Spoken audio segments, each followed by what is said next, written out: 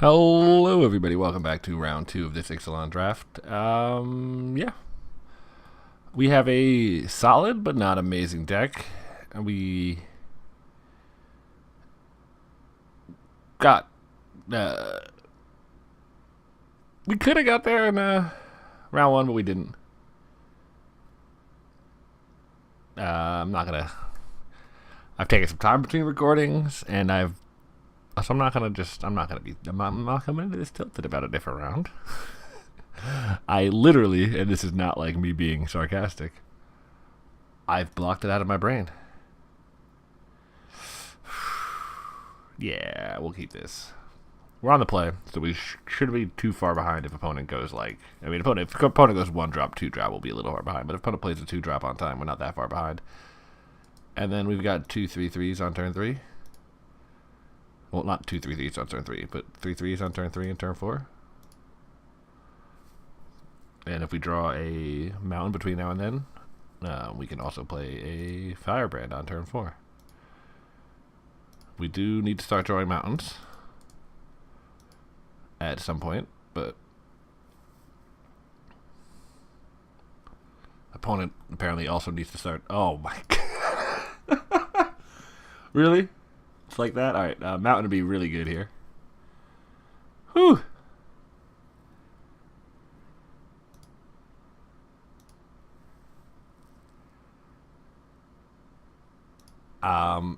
Yeah, I'm just gonna run this in there. And yeah, I'm gonna have to 2-for-1 myself. I understand that, but we really cannot beat that. We cannot beat a 3/4. Like, not until the Tali comes out, and I'm not really trying to wait on that. See, that's fine. Oh no, it's not because it's a hexproof. Damn. Oh well, we're gonna get a Tali next turn, so we will get in there with the border. Opponent's still caught on 1 color and 3 mana, so.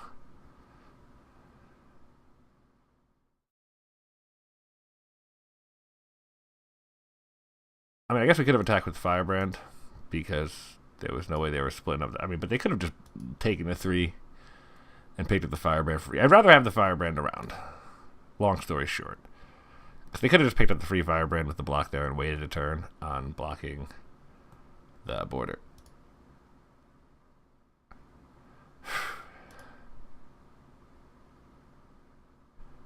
Shout out to Biffer here for being in 1988. 88's representing. Cool. We'll play a Tali.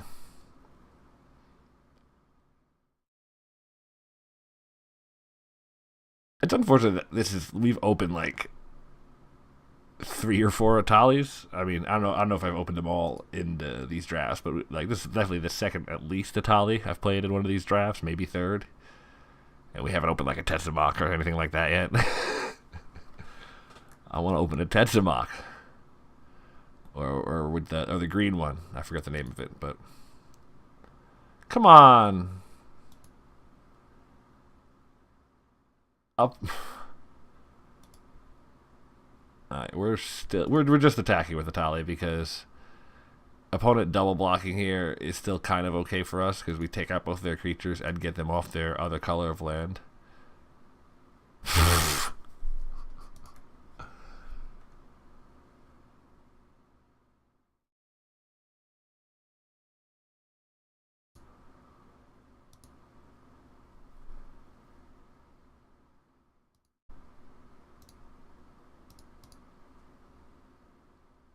We really gotta get these Firebrand attacks, and that time we definitely could have attacked with it.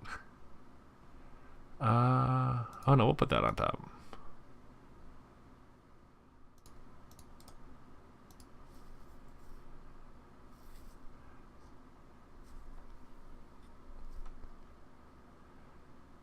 Opponent can't have another play unless they draw a land. Like, that was the upside of attacking with that Atali, was that keeping them on likely 3 mana, having them already played 4 spells of 3 or less mana of that are green.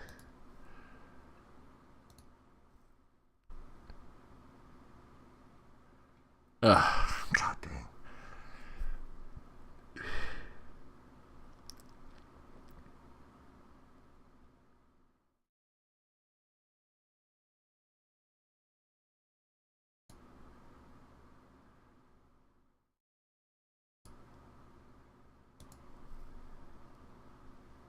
Ooh, that's good.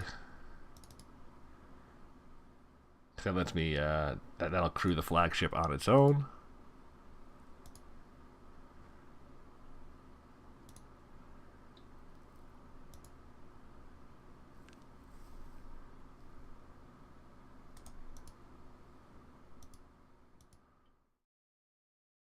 If opponent has aggressive urge, that's pretty good for them, but yeah, no, it doesn't look like it. I know we'll get the discard with the flagship. Yeah, I mean, definitely opponent definitely had some 6 drops or 5 drops to discard.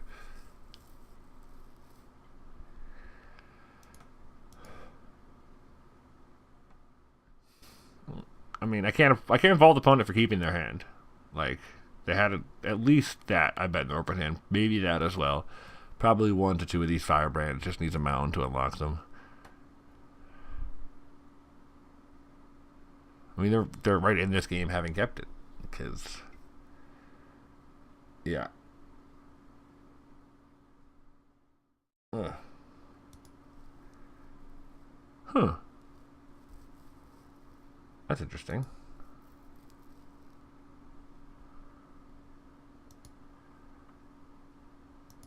I'd imagine going the other way would be better. To make it so I couldn't crew this with this. If I didn't, I forgot to draw it over. I didn't draw another pirate, but I don't know.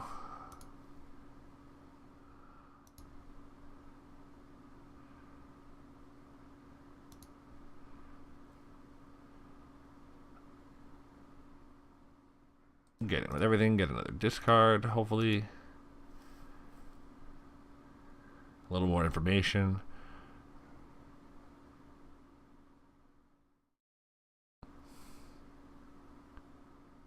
Yeah, I was about to say, once we get in 5 damage here, we just need to untap without opponent gaining life, and we have Firebrand. Alright, well, opponent didn't really get to play Magic that game, so I don't want to take too much from that game, as we've got this guy, Phew.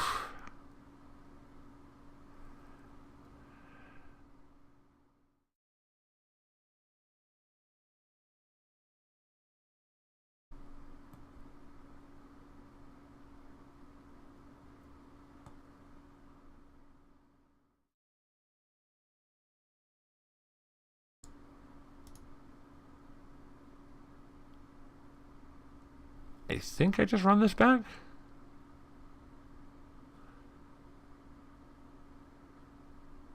I can't. I don't see anything here that I'm like, ooh, that actually, I mean, we don't have a lot of vampires. But Artillery Flow might be good against his opponent, just as harder to cast Mind Rot.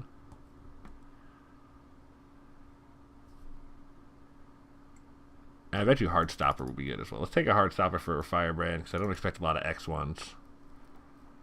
And then...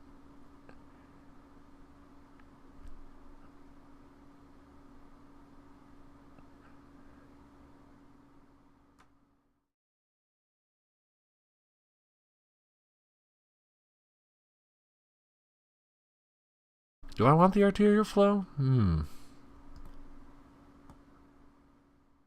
I'm not sure. Like... without any vampires, I mean, I am kind of about it getting caught in our hand. Opponent did have a decent amount of stuff they were able to play, even stuck on 3 mana. Flow might be decent, but I don't think we want to switch it in here. So maybe in the next game we will. When we're back on the play.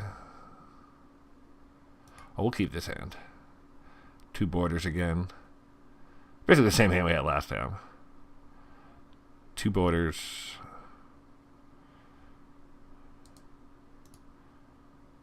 Oh, that's not bad. Even better would be if we draw a 1 or 2 drop here. Preferably a pirate. Pirate would be ideal. Oh man, if opponent's not gonna get to play Magic again, I'd say we got a pretty good shot on this one. Though this time, I'm not necessarily giving opponent a pass on keeping this hand. It was a 6-carder, but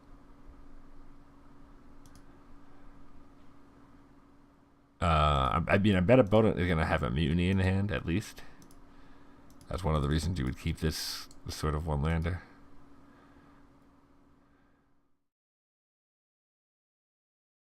Oh, Firebrand. That's probably opponent's draw this turn, so still gains them 4 life. It's not bad.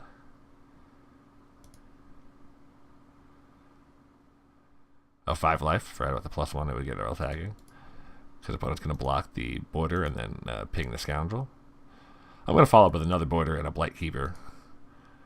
And yeah, opponent not getting to play Magic should do enough to let us win this game. Our deck does not have enough like tricks. We need like 2 more tricks, and we do not have them. But if you look at my sideboard, I don't really see great tricks. Great interaction. I do miss having... The one thing I do miss about Ixalan is 3 packs of Skullduggery, because man, do I love that card.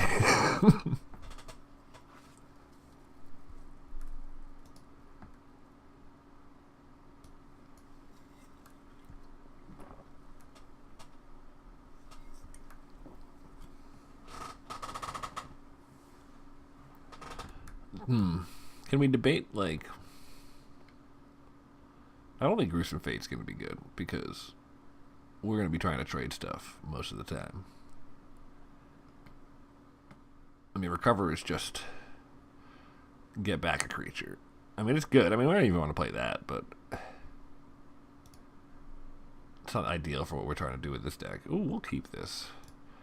Any land gets us to a border. We have a Scoundrel anyway. 2 mutinies should do a good job of helping us from getting overwhelmed if we get stuck on land.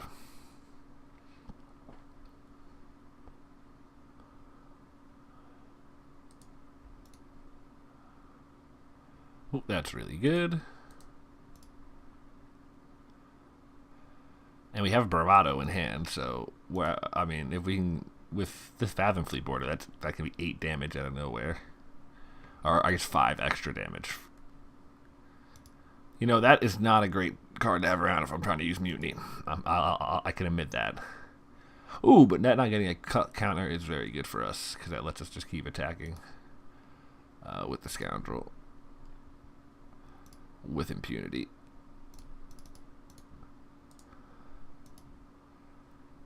We're not going to bother this turn, but on future turns.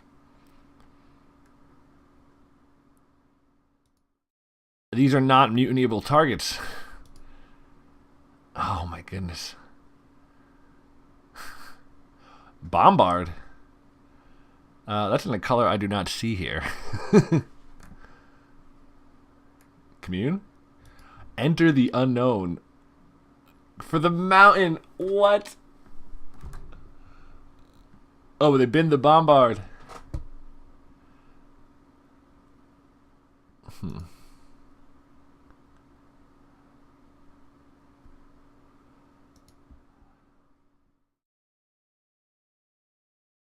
Okay, we're just gonna get in with both and just use this Bravado.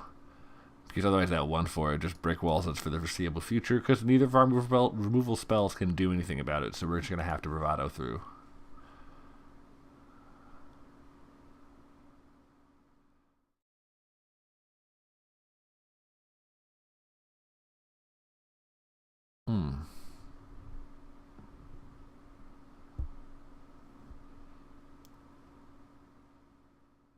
Alright, well I guess we're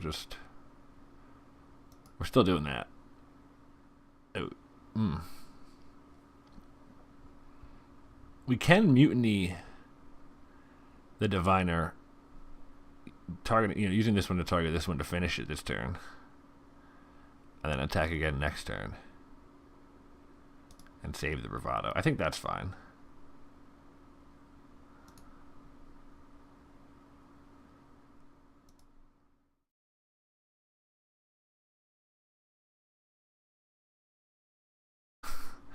Mutiny killing an Ixalan's Diviner with an Ixalan's Diviner. Let's go. That is definitely a rarity. No doubt.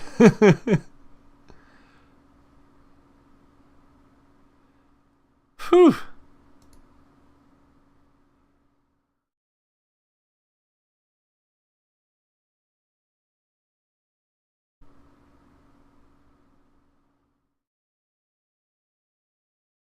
That's a big game. That is not what we were hoping for.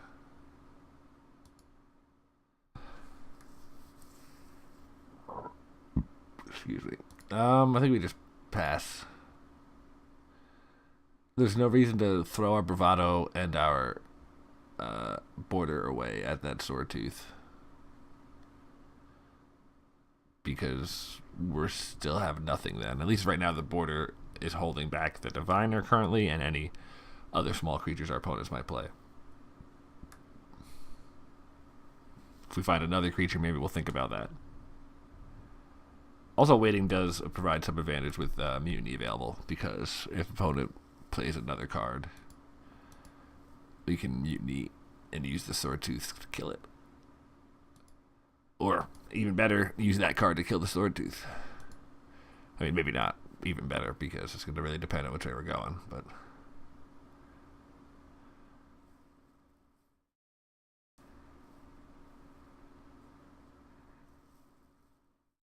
Flagship would not be the worst top deck here.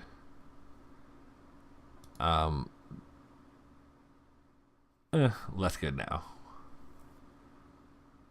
Before they do that. No, yeah, Flagship is still... Yeah, that's fine.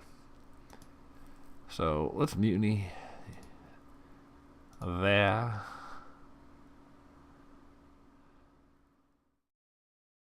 And then we will do this. And we will pass.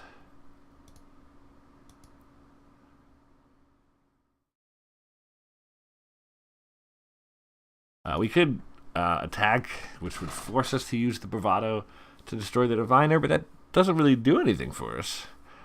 And it just gets a hit back for 5, and we don't win that race that we're setting up there. So I don't see the outlook on that play. I'm not much, but I am happier just holding back, because now if opponent has attacks, they really need to have a trick.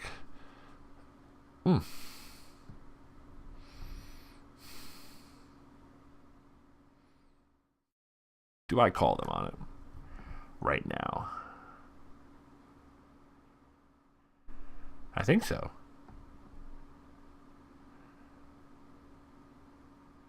I can wait a turn, right? Yeah, I'll wait a turn.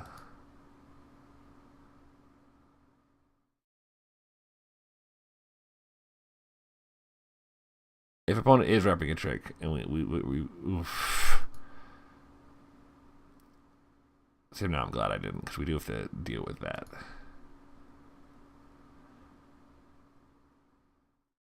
Huh. That's not bad.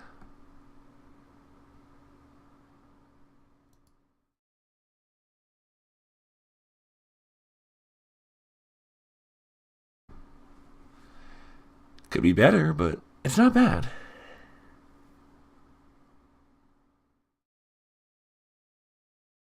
Uh-oh. I smell a bombard. Ooh, that is worse, I think. I think that's worse for us.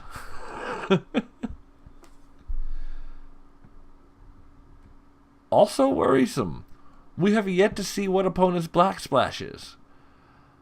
But I don't see a lot of pirates, so it's probably not, neckbreaker. I don't think you would splash black for Jungle Creeper. So I'm thinking, Vraska. I'm thinking Angrath.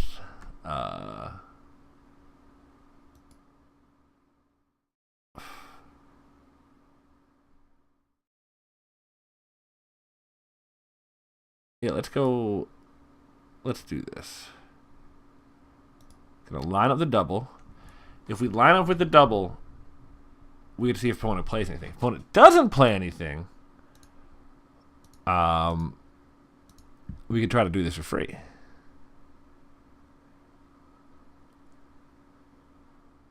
Well, not for free, but trade the bravado for it and keep our creatures, and then the bravado and the firebrand. I should have waited till the damage was done. That was so bad. Got a little excited.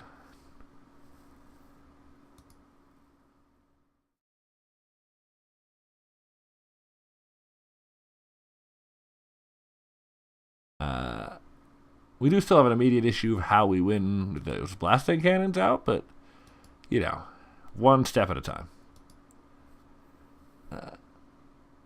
Like Vrasco off the top. We've dealt with all that. That's not relevant reveals. Oh, Jesus. Well then, that is.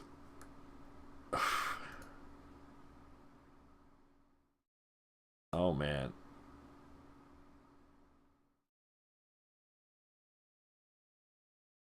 And they're gonna have the flip on the cannons, huh? Well then, I think we lost this one. I mean, I don't. Let's see.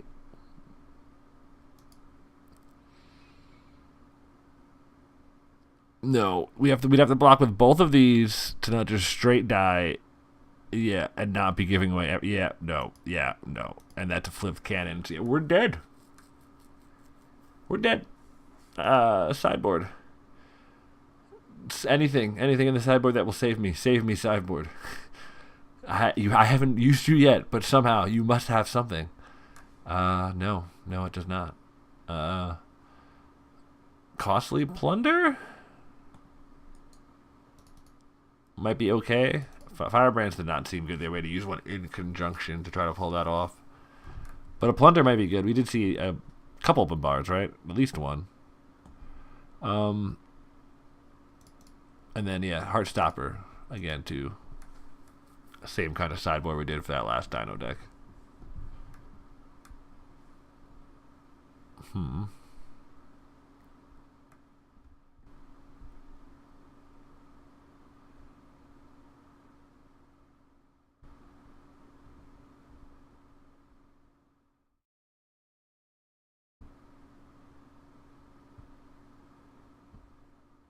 Do we maybe board out one of the mutinies too?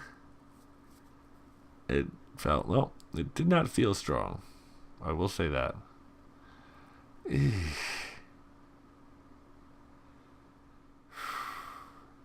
we gotta mulligan that. That's better. It's not great. It's not as good as that previous hand would have been if it just had a swamp in it. But it is better than that previous hand was, as it was with all mountains. It was all mountains, not swamps, right?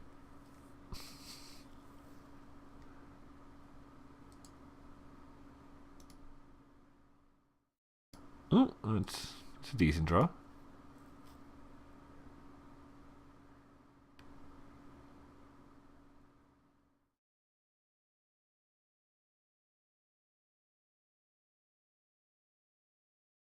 Opponent with the mono Ixalan's Diviner deck.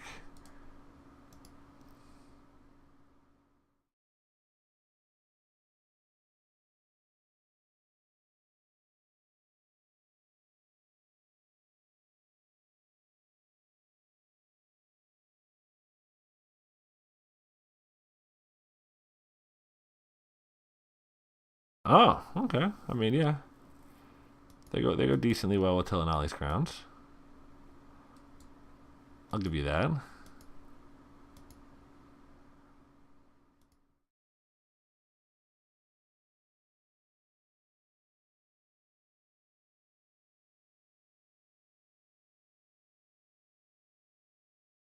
It's a great target for Angrath to steal, to kill, if we can get that off. Land, obviously, next turn. Be very good for us.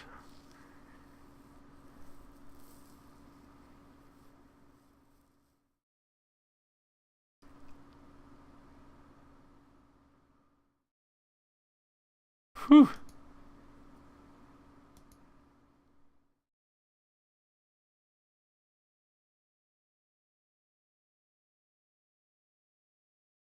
reason to block that. In all the scenarios where we don't draw a land, it's a great... we can just kill it like this.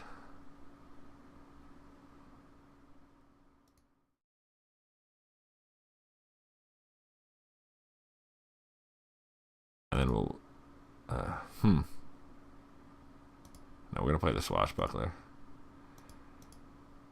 We could play the Hoarder to sort of guarantee...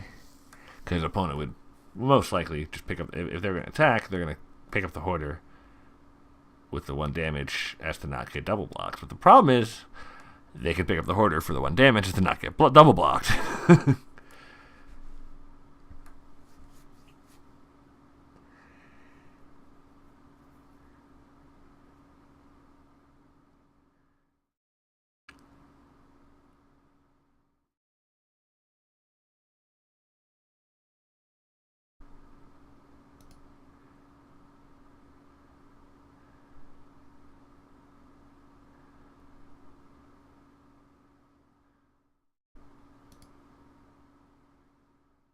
Okay. Opponent targeting that. I mean, they could be baiting me, obviously. But it does make me feel better about this double block. Because if they had a trick, they would have just targeted my face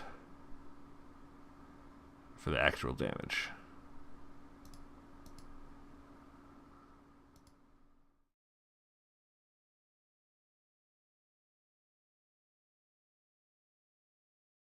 Do I explore with this Tomb Robber and this Blightkeeper?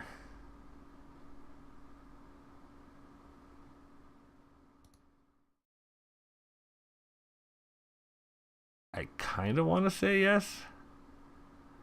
I really don't know, though. Yeah, I think so.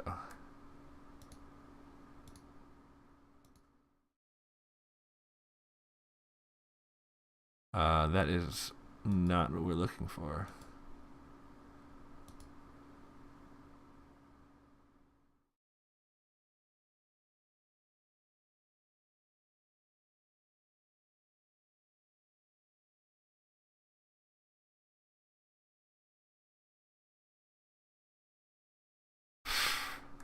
Well, good thing we explored. The Sapling is unfortunate. Because it really borks up our ability to get in chip damage.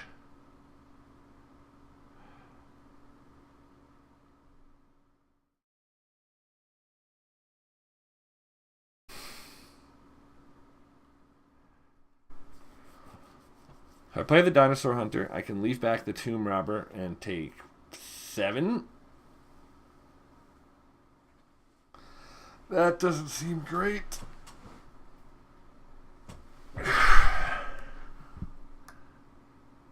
But I could also, or I could play Angrath and leave back the Tomb Robber and take 9.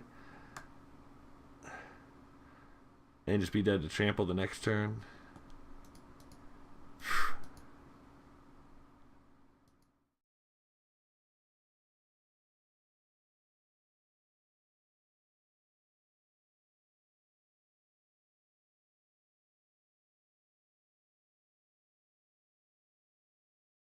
Gleaming Barrier.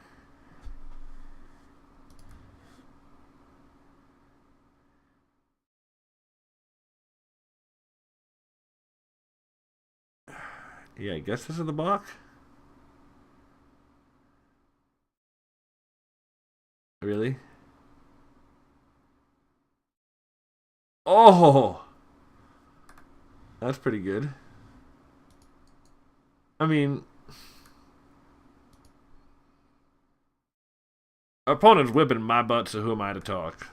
But I think it would have been correct to catch that before combat, right?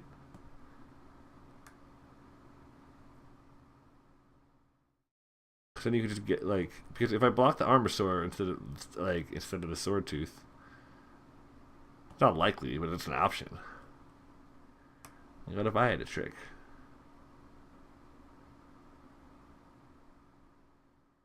Anyway, I'm delaying the inevitable. Right?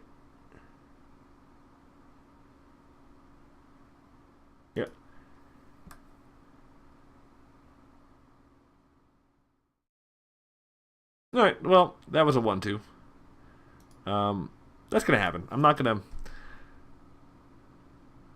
to post this because, you know, I succeeded all weekend. I was like, all right, I got 3 more trophies. Let's come back and get a nice game up there. But you know, it is what it is. I did not. This deck was not good. Post-mortem on it. It needed more bravados, more interaction, and it just didn't have it. It would have killed for a moment of cruelty. A skill dugs, you know, that kind of stuff. Instead, I got to play like that. Pack 3 was so brutal. Like we were lining up pretty well going into pack 3, but like, let's take a look. Lightkeeper we didn't really want. We played the Hoarder was good. The Seeker Scryer okay. I mean, it was one of those things like it's a fine filler card, but we took it as a fine filler card. We got past the Pirate Rare, which was, you know, our bonus for drafting pirates all time. I mean, it's not a great Ixalan open. The Vanquish the week we never drew. And then Deadeye Tormentor? I guess Contract Killing we got from Ixalan. It didn't feel like I know none of the Ixalan packs feel good, but it felt like we got hammered on that Ixalan pack. There was nothing in those first 2 packs for us in our colors. Not the first 2 packs, but the first 2 packs of pack 3, the first 2 picks. They were like the first one was literally blank, like no red cards, and we took that Blight Keeper. Like what is that? I don't know. I don't know. It's not a good deck.